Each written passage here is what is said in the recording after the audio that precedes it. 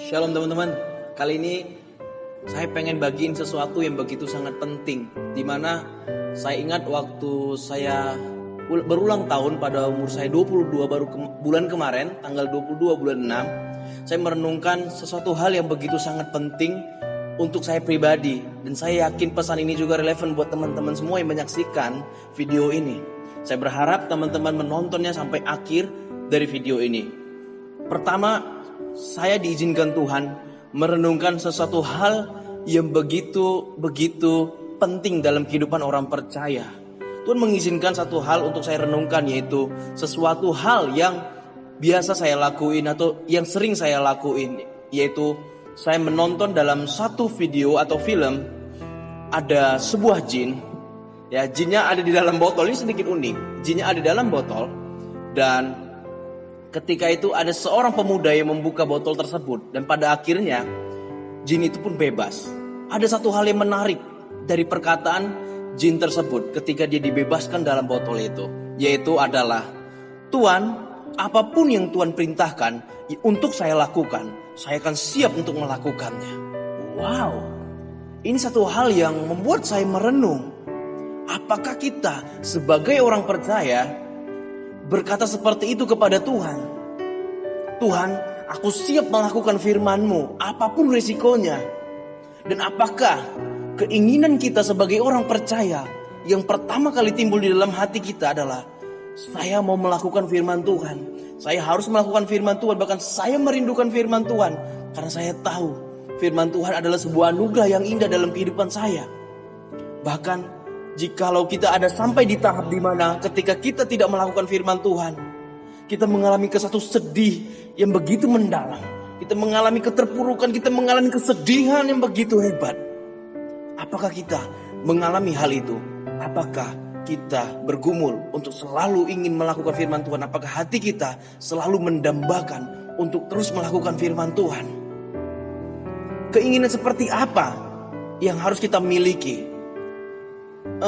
Charles Spurgeon memberikan satu gambaran yang begitu menarik, begitu imajinatif untuk kita ya, di mana dia memberitahukan ketika di abad-abad pertama orang-orang percaya kepada Kristus, mereka disiksa, mereka mengalami aniaya. Saudara bayangin, satu pemuda percaya kepada Yesus dan dia ditahan, bahkan dia disiksa, mengalami tekanan yang begitu hebat.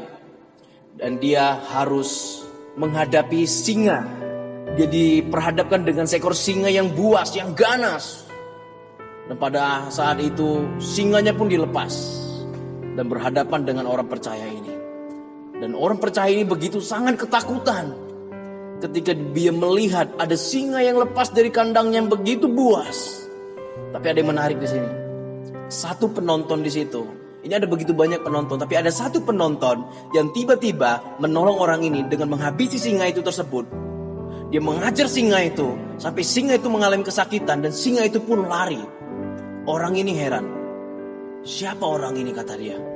Dan orang ini membawa orang yang harusnya menjadi mangsa singa, dibawanya ke rumah.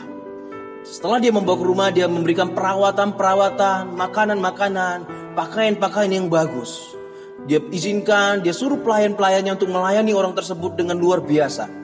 Orang ini semakin kepo. Dan dia bertanya kepada Tuhan yang sudah menolong dia. "Tuhan, siapakah Anda? Siapa Anda? Siapakah Anda yang telah menolong saya ini?" Tuhan ini cuman berkata, "Ya sudahlah, kamu istirahat, kamu sekarang perlu istirahat." Dia makin menggebu-gebu, siapa sebenarnya orang ini? Saya harus tahu ini orang siapa. Saya harus tahu yang nolong saya ini siapa. Paulus mengalami hal yang sama di dalam Filipi 3 ayat 10. "Yang ku kehendaki ialah mengenal dia dan kuasa kebangkitannya dan persekutuan dalam penderitaannya, di mana aku menjadi serupa dengan dia dalam kematiannya." 25 tahun Paulus melayani Tuhan, tetapi dia tetap memiliki hasrat keinginan. Aku ingin mengenal Tuhan, aku ingin dekat sama Tuhan, aku ingin melakukan perintah-perintah Tuhan. Ada satu hasrat yang begitu menggebu-gebu di dalam hatinya. Padahal di dalam 25 tahun pelayanannya, dia mengalami tekanan, Dia mengalami penderitaan yang begitu hebat. Bahkan nyawanya terancam mati. Di dalam 2 Korintus 11 ayat 23 sampai 28 menggambarkan penderitaan Paulus yang berkata, apakah mereka pelayan Kristus? Aku berkata seperti orang gila. Aku lebih lagi, aku lebih banyak berjerih lelah, lebih sering di dalam penjara, didera di luar batas, kerap kali dalam bahaya maut. 5 kali aku disesat orang Yahudi, setiap kali 40 kurang 1 pukulan. 3 kali aku didera, 1 kali aku dilempari dengan batu. 3 kali mengalami karam kapal, sehari semalam aku terkatung-katung di tengah laut. Dalam perjalananku aku sering diancam bahaya banjir dan bahaya penyamun. Bahaya dari pihak orang-orang Yahudi dan dari pihak orang-orang bukan Yahudi. Bahaya di kota, bahaya di padang gurun, bahaya di tengah laut, dan bahaya di pihak saudara-saudara palsu. Aku banyak berjerih lelah dan bekerja berat. Kerap kali aku tidak tidur, aku lapar dan dahaga. Kerap kali aku berpuasa, kedinginan dan tanpa pakaian. Dan dengan tidak menyebut banyak hal lain lagi, urusanku sehari-hari yaitu memelihara semua jemaat-jemaat. Paulus mengalami begitu hebat tekanannya saudara. Bahkan dia berdoa berseru 3 kali. Tuhan tidak menjawab. Tuhan tidak mendengarkan doanya. Tuhan tidak mencabut penyakitnya.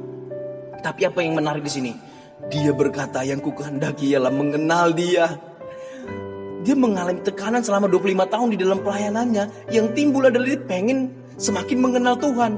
Dia pengen semakin melakukan perintah Tuhan. Apakah ini menjadi satu hasrat yang utama dalam kehidupan kita?